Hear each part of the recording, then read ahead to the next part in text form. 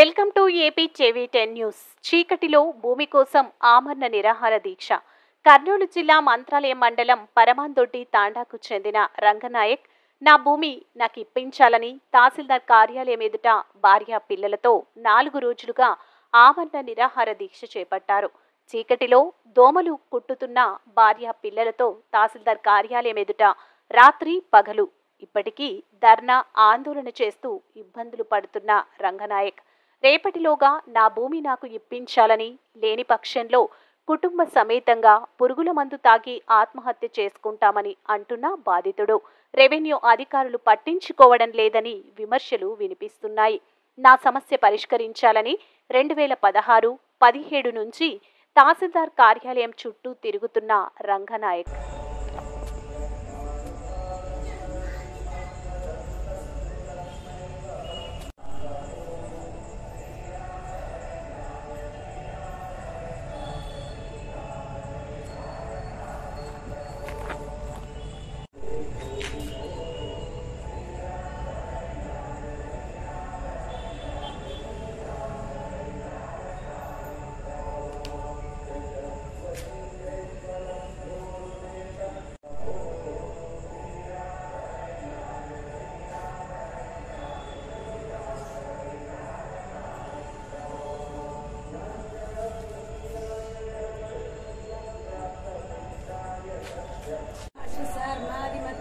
చేయలేక మా దాంట్లో ఈ వినాశం పెట్టుకున్నారు సార్. మా సొంతం భూమి పెట్టుకొని మా భూమి మార్చేయాలంటే ఎంఆర్ సార్ కూడా భయం పెడుతున్నారు.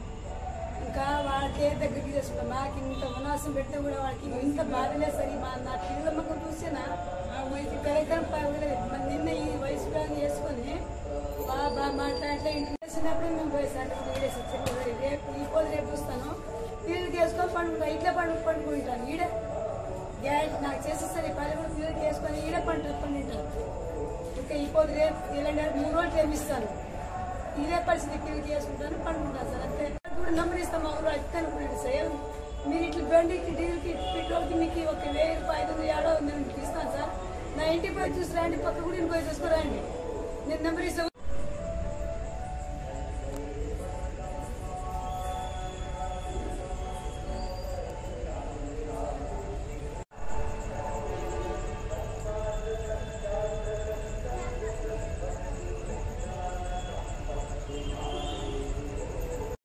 ఇంటికి ఈ చేనుల కోసం అప్పు తీసింది బీగి వేసేసారు. నిన్న 25 మంది కూర్చున్నారంట. వాళ్ళు ఆడున్నారంటే ఎంఆర్ ఆఫీస్ కాడ ఉన్నారు వాళ్ళు.